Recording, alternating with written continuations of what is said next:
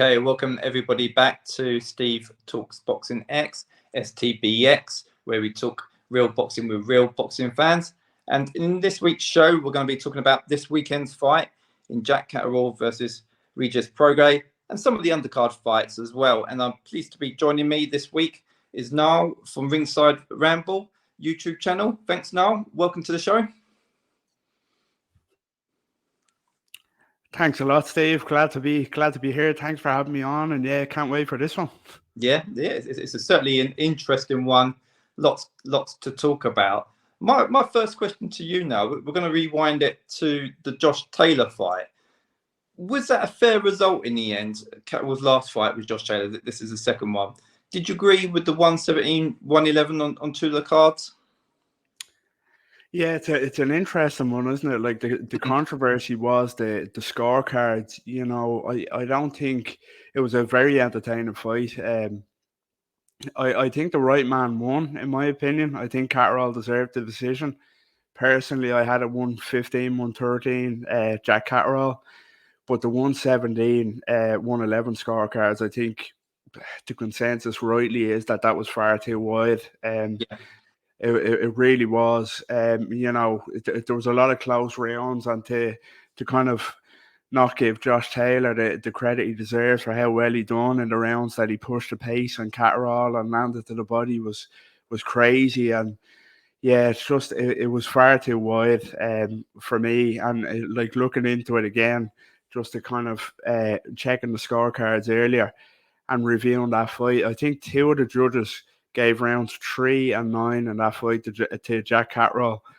And I don't think even Jack Catterall will tell you he won rounds 3 and 9 in that fight. So yeah, that didn't make a lot of sense. You know, that something didn't add up there at all. But you know, they say, oh, these things even themselves out after what happened in the first fight. But yeah, that still doesn't make it right. Yeah, it was a bit of a bizarre one. Obviously, everyone wanted to right that wrong.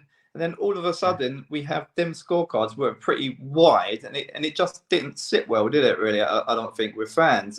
Although, yeah, Catterall got the right result at the end of the day, which is great, but not on those scorecards.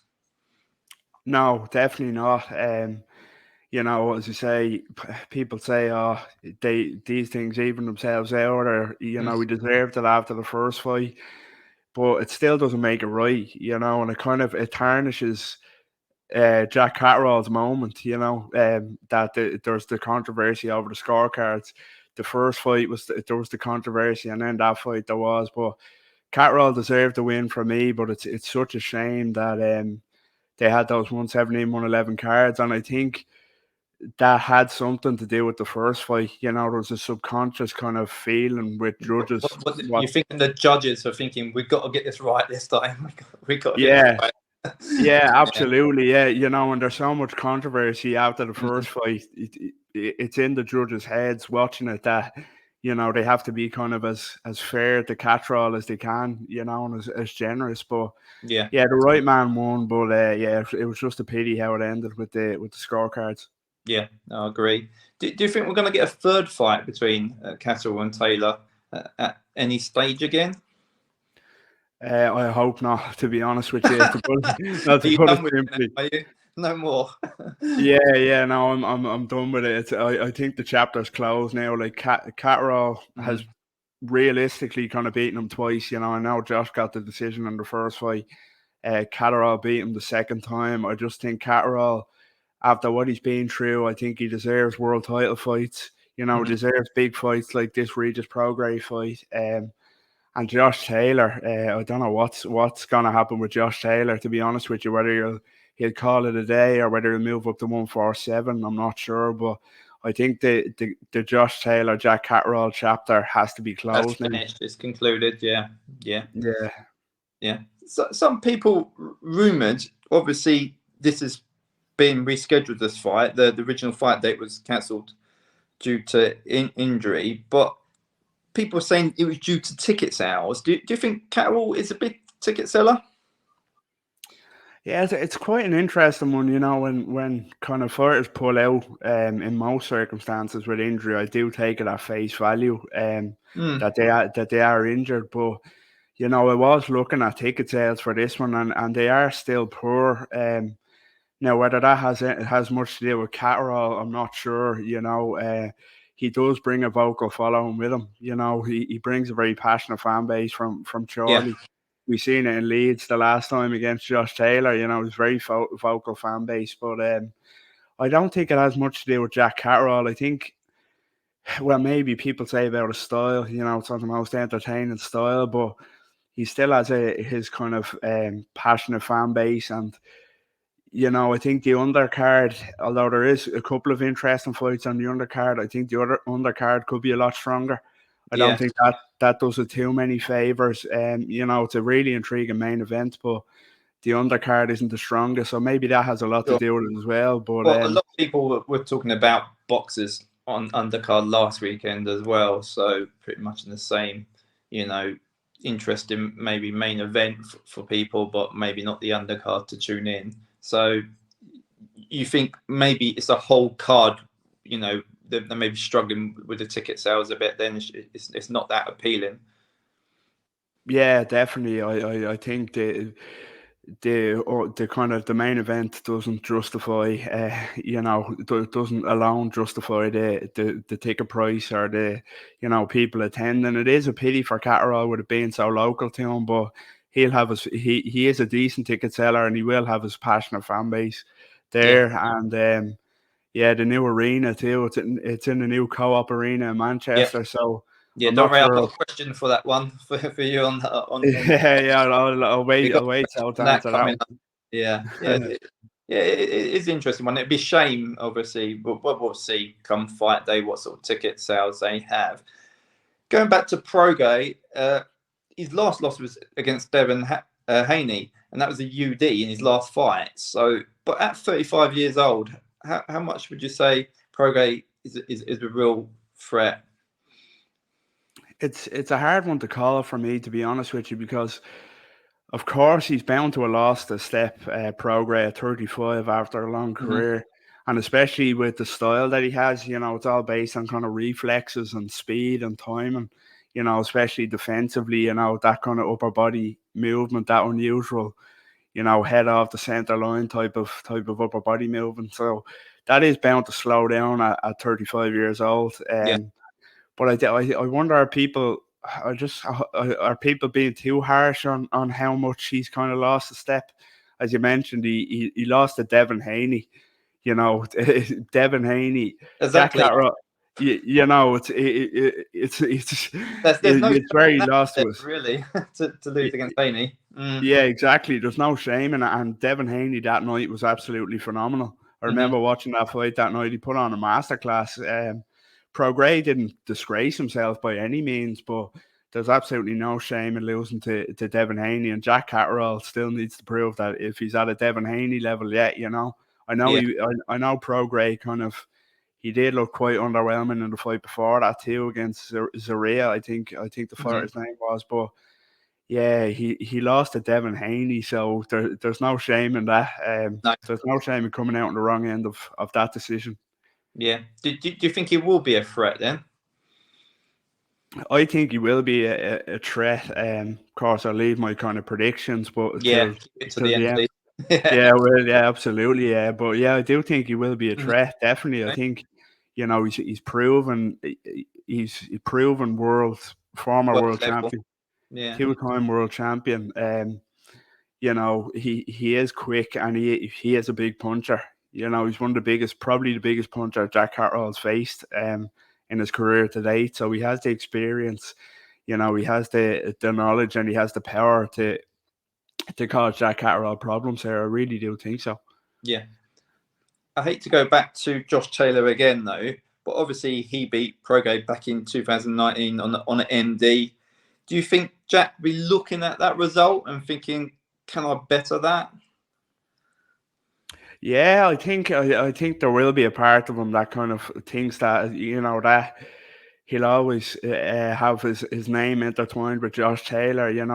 They'll be forever linked in terms of the rivalry they had. So I'd say in the back of his mind, he will be thinking to himself, if I can do a better job on him than Josh Taylor did, although it's a different kind of an older version of Prograis now, but yeah, I don't think it'll play too much in his mind. I think he'd be more looking to the likes of a Devin Haney performance against Regis Prograis and thinking, if I can beat him as well as Devin Haney did to prove Yeah, I belong at this level, and not kind of, yeah. not that I'm saying not struggle past him, but, put on a kind of decisive performance like that to prove that he belongs at World Championship level. I was going to say, do you see this as a proper test to see if he belongs at world level? Because obviously Josh Taylor, obviously, former world champion as well. So, but do you see this as another test? Yep, I'm good enough. I can beat the best out there.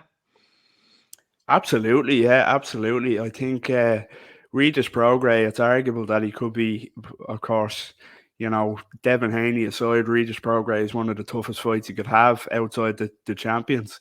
He really is. So if you pass this test, you're more than ready, in my opinion, to challenge for world honours. Like he proved it against Josh Taylor. He should have been world champion already. He Yeah.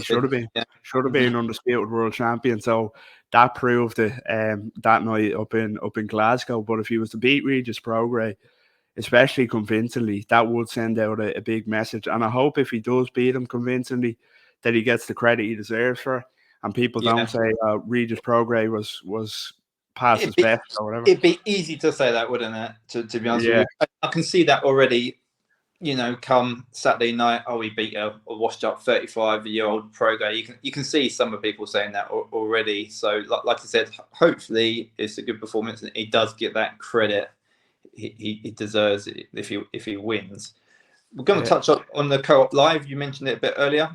First fight, a headline there at the Co-op Live. I know they've had a bit of problems there with a few things. What kind of atmosphere can you expect from it? I know we spoke about ticket sales. I think they're looking at about 5,000 apparently. So, yeah, I think there will be a good atmosphere for the fans that are in there. I mentioned earlier, Catterall does have a very vocal backing from Charlie. It can almost be like a football atmosphere at times yeah, with the chanting and the singing that they bring. So the fact that this is in Manchester, just a stone's throw away from Charlie, there's going to be a big Jack Catterall backing, and I think in the headline spot, home turf, only up the road from him, I think it'll be a really great atmosphere. I really do. The new venue, exciting. The headline, first fight, the headline, and yeah. the new arena. I think there's going to be a really good atmosphere come main event time. Yeah, it's an interesting one, isn't it? Like I said, at the new arena to see what it's like. Going back to Prograis, he's quoted, he's one step closer to becoming a three-time champion. That's something. Is that a big motivation coming into this fight for him? Absolutely, yeah. Like Regis Prograis believes that he's still good enough to win a world title and challenge for world titles, and he is still dangerous. If he gets past Catterall, it proves that he's still ready for that type of level and another crack at it. And it's quite an interesting division. You've got champions that he could give a real test to, like the Liam Parrow Hitchens winner, Regis Prograis could test them. Valenzuela, even Teofimo Lopez flatters to deceive at times. So Regis Prograis could kind of give any of them a run for their money. And I think he knows as well, though, there's a lot of, this is it for him now in terms of if he loses this, there's probably no way back at 35 years old. He has to win this or else that world title shot is gone. It's too late for him to rebuild himself back up towards that level. Not a lot of people will want to fight him either without a title on the line. So the pressure is on big time in this one for Regis Prograis to win, to keep that dream alive. Sure. Both fighters are southpaws. Could this be a messy fight? Yeah, I think it could be. Not just the fact that they're both southpaws; they both have that very awkward style. Anyway, Jack Catterall, very awkward, slippery, kind of on the back foot, and Regis Prograis, more of a counter puncher rather than an aggressor. He looks to pick his shots. So I think it's not going to be the most exciting fight. I'm Hmm. still looking forward to it a lot, but it's going to be a chess match for me. It's going to be a really intriguing chess match, with both men's styles, both being that kind of counter punching type of fighters. But Yeah. as you mentioned, the southpaw being both southpaws as well, it could get very awkward. It Yeah. might not be the most pleasing on the eye, especially for a more casual fan. But Mhm. I'm looking forward to the mesh of styles, to be honest. Sure. I was going to say, before your prediction, how do you see the fight panning out? I know obviously you touched into a bit in your last answer there. I think in this fight, I think first of all, Regis Prograis needs to push the pace in this fight for me. Jack Catterall likes to dictate the pace of the fight, slow it down, fight at his own pace. But Yeah. Prograis needs to dictate that, like Josh Taylor did in the rematch. Put the pressure on, force him up against the ropes, work the body. Just get him fighting at a pace that he doesn't like. Catterall, and it happened in the Taylor rematch when Taylor did put it on him. He looked very uncomfortable, very tired. But I don't think Regis Prograis has the kind of footwork to do that. He's never had the fastest feet. Anyway, never mind now at 35. So I think he will struggle to do that, and he's not used to being the aggressor in fights. So I think Jack Catterall, sorry, needs to do what he does well. Jab, beautiful jab. I think he needs to double and triple up on the jab to kind of offset that rhythm of Prograis. Yeah. That unusual kind of upper body reflexive movement, double and triple up on the jab. A lot of feints, good lateral movements like he's known for. Punching as he's kind of producing that lateral movement as well, and yeah, just totally offset the rhythm of Prograis with his kind of his back foot boxing, his real quality back foot boxing. So yeah, I think Prograis needs to push the pace and be the aggressor. But I think Jack Catterall is too well skilled for that, and I think stylistically Jack Catterall is Prograis tailor made for Jack Catterall for me. Sure. Prediction time then. Hit me with it now. I'm going Jack Catterall. As I said, stylistically, I think the Prograis matchup favours him. Jack Catterall is quality. I really like Catterall. I think he's very underrated. He gets a bit of stick about his style being boring, but I think when he's on form, he's really, really good boxer. So I think Catterall gets his jab going, offsets the rhythm of Prograis, never lets him settle. And I think Jack Catterall wins a UD for me. I think UD. that, Oh, yeah, UD for me. I think, as I mentioned, though, Prograis can be dangerous, and especially early, I think Prograis will be dangerous with his power and his kind of hand speed. But yeah, Jack Catterall has the quicker hands and is a better boxer for me than Regis Prograis. Yeah, I'm kind of hoping for a late Catterall stoppage. I like to see him, like you said, do one better than Taylor.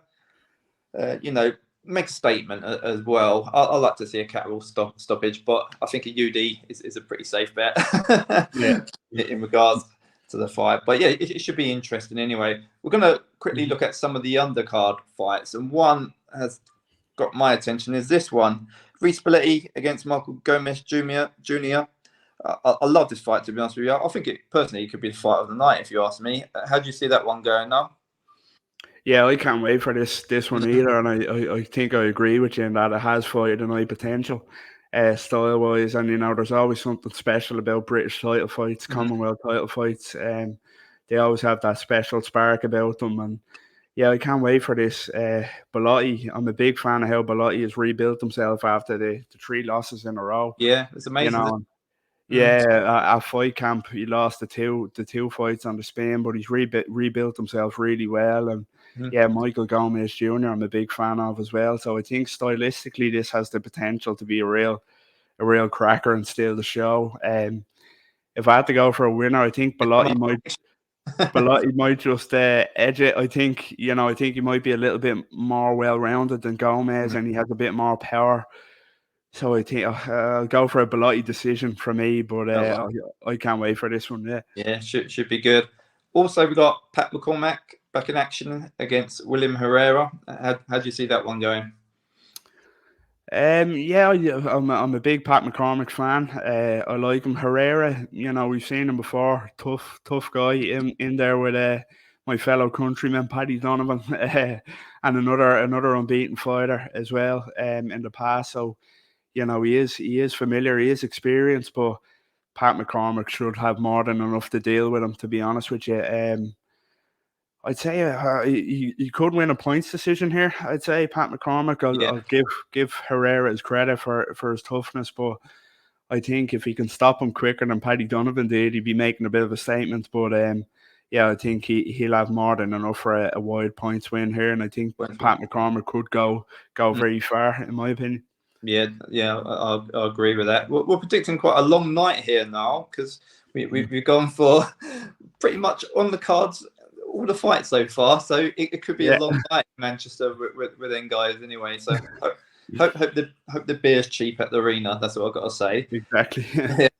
Also, we got this intriguing rematch: Campbell Hatton straight back James Flint. Obviously, who do you reckon wins that one then? So, I'm looking forward to this one. The first fight was so entertaining that I'm really looking forward to this. Do you think Hatton was brave taking this on? He didn't need to, did he? Really? So, but did you think rematch?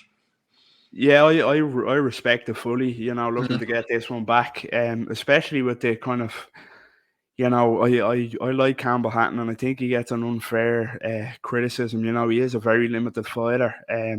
He gets criticised about the opportunities that he's been given, but it's not his choice that he's been put on these positions in cards.